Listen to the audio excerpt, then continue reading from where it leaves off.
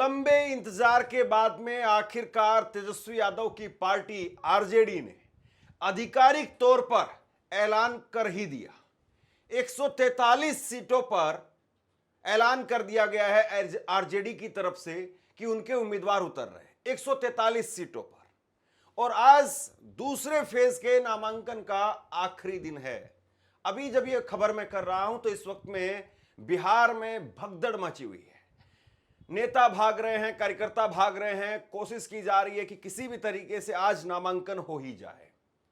तो 143 उम्मीदवारों की ये लिस्ट आरजेडी की तरफ से घोषित कर दी गई है और आरजेडी ने 143 सीटों पर अपने उम्मीदवार यहां पर उतारे हैं। आरजेडी ने यह ट्वीट करते हुए लिखा है कि बिहार विधानसभा चुनाव 2025 के लिए राष्ट्रीय जनता दल द्वारा चयनित प्रत्याशियों की सूची, सभी उम्मीदवारों को हार्दिक बधाई एवं विजय की अग्रिम शुभकामनाएं। 143 उम्मीदवारों की सूची आज 11 बजे 20 तारीख को, जब नामांकन का आज आखिरी दिन है और वो भी दूसरे फेज का। पहले फेज का नामांकन खत्म हो चुका है और पहले फेज के नामांकन में नाम वापसी की आज आखिरी तारीख है और दूसरे फेज का आज नामांकन की आखिरी तारीख है। यानी अब आप ये मान करके चलिए कि अगले 3 दिन के बाद में पूरी तरह से साफ हो जाएगा कि किस सीट पर कौन कहां लड़ रहा है। इस पर हम विस्तार से बात करेंगे, लेकिन उससे पहले अगर आपकी दिलचस्पी है इन 143 नामों में, तो ये आप अपनी स्क्रीन पर एक एक करके 4 पन्नों की ये लिस्ट आराम से देखिए। अगर आपको जरूरी लग रहा है किस सीट पर कौन सा उम्मीदवार कहां पर उतारा गया है, अगर आप ये देखना चाहते हैं आरजेडी के अंदर, तो इसका स्क्रीनशॉट लेकर के आप आराम से पढ़ सकते हैं इसको। 4 पन्नों की एक लिस्ट जो है वो जारी कर दी गई है, जिसमें सबसे पहली वैशाली जिले से राघोपुर की सीट पर तेजस्वी यादव वो मैदान में है। 143 सीटों पर यहां पर उम्मीदवारों का नाम का जो है वो घोषणा हो चुकी है। और अगर मैं आपको ये बताऊं कि 2020 में कौन कितनी सीटों पर चुनाव लड़ा था, तो उसमें अगर आप देखेंगे तो कोई बहुत ज्यादा अंतर नहीं है। अब आज की तारीख में जो अभी तक मोटे तौर पर जानकारी है, क्योंकि आधिकारिक तौर पर सीटों की घोषणा है नहीं, तो इसलिए मोटे तौर पर जानकारी शब्द में इस्तेमाल कर रहा हूं। अभी तक जानकारी के मुताबिक 143 सीटों पर आरजेडी ने अपने उम्मीदवार उतार दिए हैं। कांग्रेस ने 3 अलग अलग जो है वो अपनी सूची जारी की है और उसमें पहले 48, फिर 1 और अब जो है कुछ और 6-7 सीटों की और की है।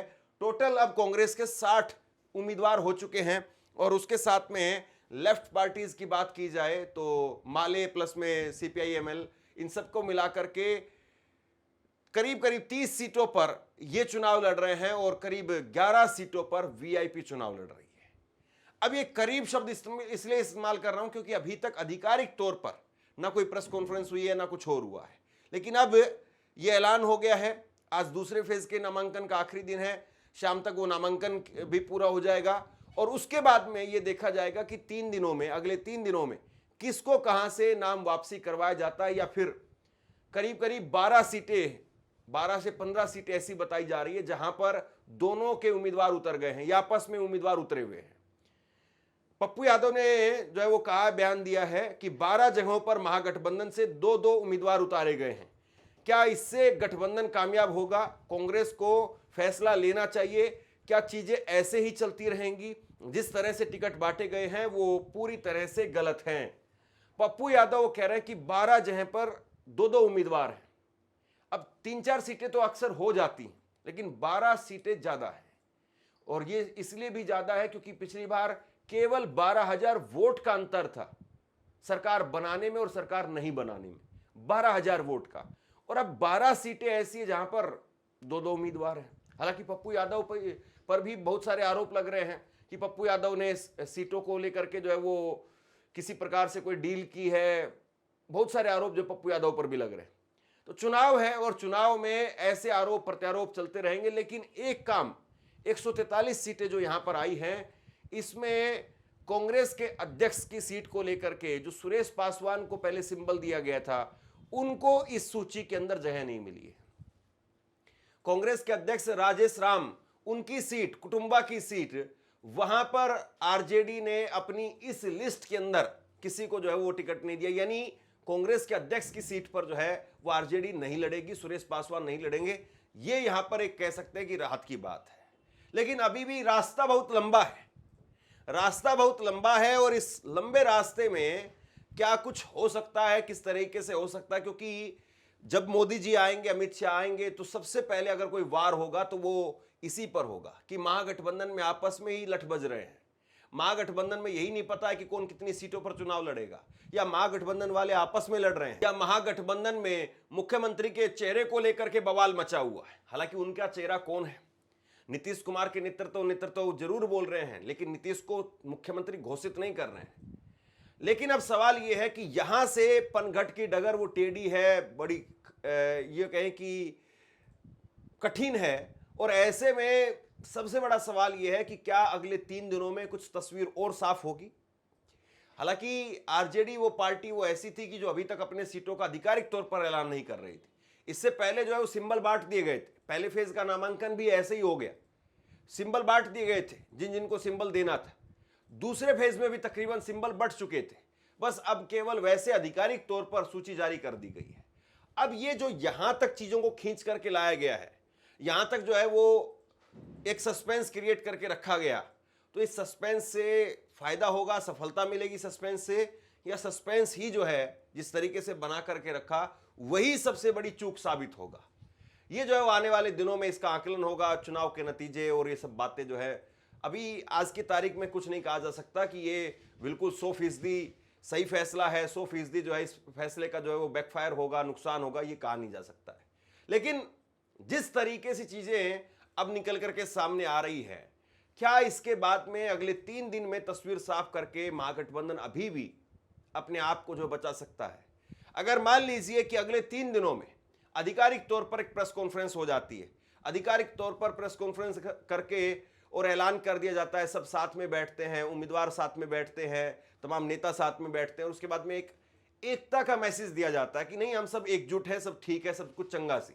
अगर ये मैसेज दिया जाता है तो क्या वाकई महागठबंधन बच जाएगा, या फिर ऐसे ही ढुलमुल आप चुनाव में जाएंगे और फिर पता नहीं चुनाव में औंधे मुंह गिरे, या फिर यही जो है वो सफलता का सबसे बड़ा सीक्रेट बन जाए। क्योंकि हर चुनाव अलग होता है, हर चुनाव के आंकड़े अपने आप में अलग होते हैं। आपसे कुछ कहना चाहता हूं, आज के वक्त में पत्रकारिता करना कितना मुश्किल काम है, लेकिन अगर ऐसे में भी कोई आपकी खबर दिखा रहा है, कोई आपके मुद्दे पर बात कर रहा है, तो आपको भी उसका साथ देना चाहिए। अगर आपको लगता है कि मेरी पत्रकारिता सही है, मैं आपके लिए आपकी खबर वो दिखा रहा हूं, तो ऐसे में आप मेरा सहयोग कीजिए। आप इस वीडियो को जब लाइक करेंगे तो लाइक के साथ में ही एक थैंक्स का बटन आपको दिखाई देगा, उस थैंक्स के बटन पर आप क्लिक कीजिए और जो भी सहयोग राशि दे सकते हैं वो दीजिए। दूसरा, आप चैनल को ज्वाइन कर सकते हैं और चैनल को ज्वाइन करके भी मुझे मदद कर सकते हैं। अब जरा देखिए 2020 में कौन कितनी सीटों पर चुनाव लड़ा था। अभी आरजेडी 143 सीटों पर अपना उम्मीदवार घोषित कर रही है। आरजेडी पिछली बार 144 सीटों पर चुनाव लड़ी थी और 144 में से 75 जो है वो सीटें आरजेडी की आई थी, यानी तकरीबन 50% सीटों पर आरजेडी ने सफलता हासिल की थी। कांग्रेस पार्टी अभी 60 सीटों पर चुनाव लड़ रही है। पिछली बार 70 सीटों पर कांग्रेस ने जो है चुनाव लड़ा था और 19 सीट वहां पर जीत हासिल की थी। सीपीआई एमएल 19 सीटों पर चुनाव लड़ी, 12 सीटें इनकी आई। सीपीआई उनकी 6 सीटों पर चुनाव लड़ी, 2 सीटें उनकी आई। सीपीएम 4 सीटों पर चुनाव लड़ी और 2 सीटें इनकी आई। लेफ्ट पार्टीज का जो प्रदर्शन था वो खासा अच्छा था कांग्रेस के मुकाबले उस वक्त में, पिछली बार में। और कहीं ना कहीं जो है जिस तरीके से उन्होंने 16 सीटें हासिल की, वो बहुत बड़ी जो है वो एक तरीके से महागठबंधन के लिए संजीवनी बनी। अगर कांग्रेस भी उसमें 10-15 सीटों का अगर और इजाफा कर लेती तो शायद सरकार ही बन जाती। लेकिन सवाल यह है कि भाई अब कांग्रेस कितना कर पाएगी, और आरजेडी अब 143 सीटों पर आ रही है। पिछली बार भी तो 144 पर ही थे आप, तो क्या बदल गया? इतना सब कुछ हुआ, ये सब कुछ चला, ये खींचतान, ये नाम नहीं ऐलान करना, फिर कांग्रेस की सीटों पर अपने उम्मीदवार उतार देना, ये सब कुछ करना, इससे क्या हासिल हो गया? ये तेजस्वी यादव से, आरजेडी से पूछा जाना चाहिए कि आप पिछली बार 144 पे थे, अभी 143 पर हैं, तो ये सब कुछ यही होना था, तो फिर इसको आराम से कर लेते, बैठ करके कर लेते। इतनी मारा मारी, इतनी माथापच्ची, ये किस बात के लिए? और इस मारामारी से, इस माथापच्ची से क्या हासिल हुआ है, और ये कौन सा सीक्रेट है जिस सीक्रेट से जो है आप सफलता हासिल करना चाहते हैं। आखिरकार सबको पता था कि आप नामों की घोषणा नहीं करेंगे, तब भी जब दूसरे फेज में नाम वापसी का दौर खत्म हो जाएगा, यानी 3 दिन बाद में, तब तो अखबार में आएगा ही आएगा कि ये 243 सीटें हैं, आरजेडी का यहां ये उम्मीदवार है, महागठबंधन में कांग्रेस का यहां पर भी उम्मीदवार है, या फिर बीजेपी का उम्मीदवार है इनके सामने, अब सब पता चल जाएगा। तो 243 सीटों की जो सूची है वो तो 3 दिन के बाद में, 5 दिन के बाद में सबके सामने होगी ही होगी, इसमें कोई दो राय नहीं। दूसरा यह है कि जो एक मूवमेंट बना था, उस मूवमेंट को कैसे जो है वो ध्वस्त किया गया। वोट चोरी वाला मसला, आरक्षण वाला मसला, दलितों की लड़ाई, ये फला फला बातें, फिर उसके बाद में रोजगार, हर घर में एक एक नौकरी देंगे, बहुत सारी बातें कही गई। लेकिन अब देखिए, टिकट की लड़ाई, टिकट की लड़ाई, टिकट की लड़ाई, और इसी में 5-6 दिन बह गए। और ये टिकट की लड़ाई से आपने मैसेज क्या दिया, हासिल क्या किया, समझ से परे है। खैर, लेकिन सवाल यह है कि केवल ऐसा नहीं है कि कांग्रेस में यहीं पर आरजेडी की यहीं से समस्या है, या कांग्रेस की सीटों पर आरजेडी जो है वो चुनाव अपने उम्मीदवारों को उतार रही है। एक सीट ऐसी जहां पर 2500 वोटों से कांग्रेस हारी थी, वहां पर आरजेडी ने अपना उम्मीदवार उतार दिया। अब इतने क्लोज मार्जिन से अगर कांग्रेस पार्टी वहां पर आ रही है, तो जाहिर सी बात है कांग्रेस पार्टी की सीट होनी चाहिए थी। जहां पर मार्जिन ज्यादा है वहां पर तो समझ में आता है कि ये सीट जो है दूसरे को जाए, लेकिन इसमें भी गणित ये है कि किसको उम्मीदवार बनाया गया है, किस तरीके से उम्मीदवार बनाया। कांग्रेस ने अपनी एक सीट बदली है, सुपौल की सीट पहले वो अनुपम को दी, और अब अनुपम से काट करके वो टिकट जो है वो रहमानी को दी है। ऐसी जाले के अंदर टिकट जो है बदली गई, वहां पर नौशाद की टिकट काट करके ऋषि मिश्रा को दी गई। कुछ टिकटें जो है काटी गई है बाद में आखिरी समय में, और बदल करके फिर दूसरे उम्मीदवारों को टिकट मिली है। तो ये जो सारा कैलकुलेशन है, जिस तरीके से जिसने भी किया है, इसके पीछे जो भी है, चाहे वो आरजेडी में है, चाहे वो कांग्रेस में, बहुत सारी बातें हो चुकी है इसको लेकर के। अब सवाल यह है कि क्या अगले आने वाले जो 20 दिनों का चुनाव बाकी है, मोटे तौर पर आप मान करके चलिए कि 20 दिनों का ही चुनाव है। आज 20 तारीख हो चुकी है, 10 दिन जो है इस महीने के हैं और 10 दिन अगले महीने के। मोटे तौर पर 20 दिनों का चुनाव है, और इस 20 दिनों के चुनाव में भी छठ पूजा वगैरह लगा लीजिए आप, मोटे तौर पर सिर्फ 15 दिन का चुनाव है। और इस 15 दिन के चुनाव में किस तरीके से आप लड़ेंगे, 15 दिन के चुनाव में कैसी किस तरीके से मारामारी होगी, रैलियां ताबड़तोड़, ऐसे वैसे धुआंधार जो है एकदम प्रचार चलेगा, हेलीकॉप्टर घूमेंगे, ट्रैक्टर बन जाएंगे हेलीकॉप्टर। तो 15 दिनों में आप क्या मैसेज देंगे, 15 दिनों में आप चुनाव को कैसे खड़ा करेंगे, यह सबसे बड़ा सवाल है। हालांकि एक देखिए, कांग्रेस में अभी भी बवाल जो थम नहीं रहा है। ये आकाश कुमार सिंह है, और ये समझ से परे है कि ये कैसे जो है वो इस प्रकार के पोस्ट किए जा रहे हैं। आकाश कुमार सिंह ने अपने फेसबुक पर लिखा कि आप आरजेडी के कैंडिडेट को टिकट दीजिए लालगंज के अंदर, मुन्ना शुक्ला जो है वो जेल के अंदर हैं, और उनकी बेटी, उनको जो टिकट दीजिए। और उसके आगे जो लिखा है वो मैं पढ़ नहीं सकता हूं, आप पढ़ लीजिए। एक बहुत ही गंदे तरीके से, भद्दे तरीके से कांग्रेस के ही उम्मीदवार को गाली दे रहे हैं। और ये कांग्रेस के पूर्व के अध्यक्ष अखिलेश प्रसाद सिंह के बेटे हैं। ये बताइए क्या चल रहा है। ये आप चुनाव लड़ रहे हैं, आप मजाक कर रहे हैं। आप अपनी पार्टी के अपने ही बेटे को अगर टाइट नहीं कर सकते तो फिर क्या कहा जाए।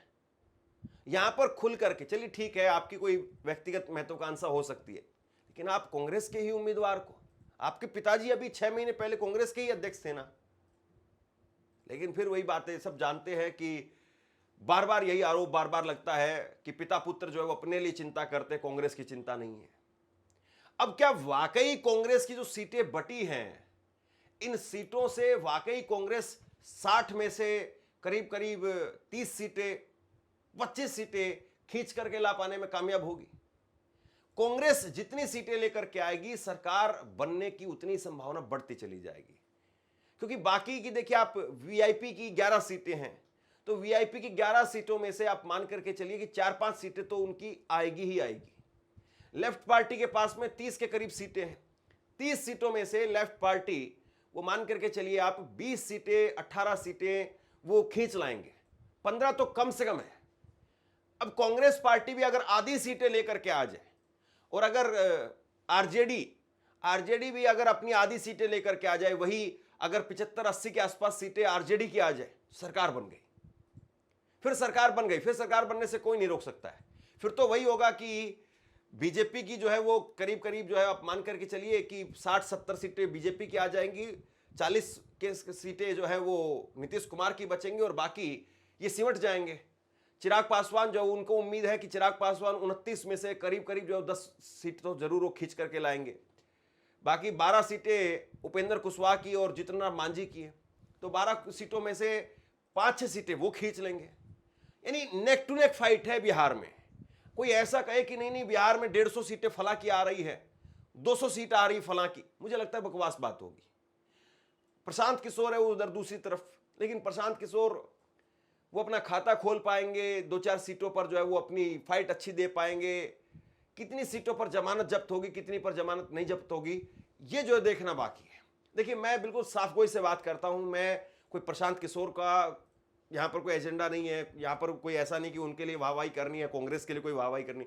जो दिख रहा है, जो समझ में आ रहा है, या जो चीजें लगातार मैं देख रहा हूं, पढ़ रहा हूं, लोग लिख रहे हैं, तो जो रिपोर्ट्स निकल करके सामने आ रही हैं दिल्ली से, पटना से, जिस तरीके से, उसके आधार पर मैं ये कह सकता हूं आज की तारीख में 20 तारीख को आज दूसरे फेज के नामांकन का आखिरी दिन है।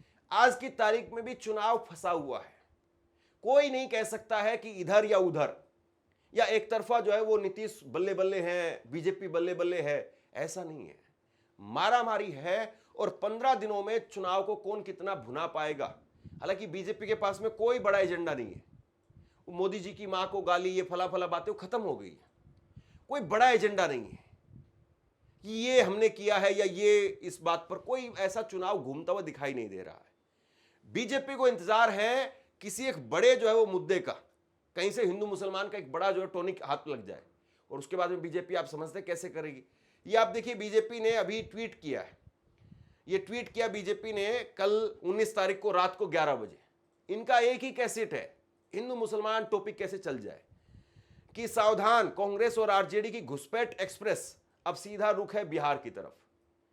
अब गृह मंत्री आप हैं, मुख्यमंत्री प्रधानमंत्री आप हैं, मुख्यमंत्री आपके हैं, फिर चुनाव आयोग ने बताया नहीं कितने घुसपैठ, ये कर क्या रहे हैं, खाली घुसपैठ घुसपैठ घुसपैठ घुसपैठ।